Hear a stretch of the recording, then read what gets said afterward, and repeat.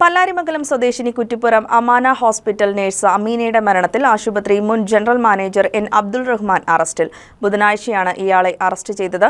അമീനയ്ക്ക് നീതി ലഭ്യമാക്കണമെന്നാവശ്യപ്പെട്ട് പിതാവ് മിദ്ലാജും മാതാവ് ഭീമയും കോതമംഗലം എംഎൽഎ ആന്റണി ജോൺ മുഖേന മുഖ്യമന്ത്രിക്ക് പരാതി നൽകിയിരുന്നു.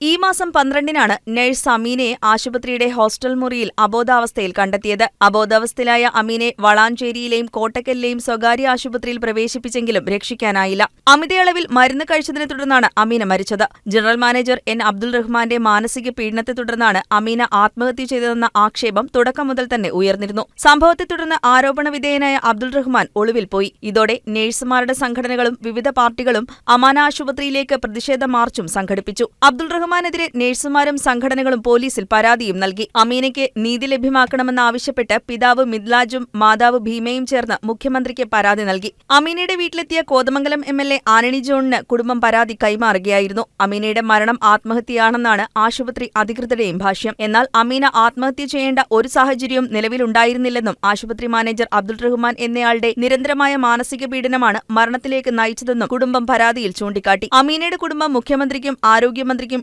ഡിജിപിക്കും മലപ്പുറം എസ്പിക്കും പരാതി നൽകിയിരുന്നു. ഇതോടെ Tirur DYSP C Premanandakrishnan case ഏറ്റെടുത്തു. കേസിൽ അന്വേഷണം പുരോഗമിക്കുന്നതിനിടയിലാണ് അബ്ദുൾ റഹ്മാൻ ബുധനാഴ്ച അറസ്റ്റിലാകുന്നത്. News desk KCV news.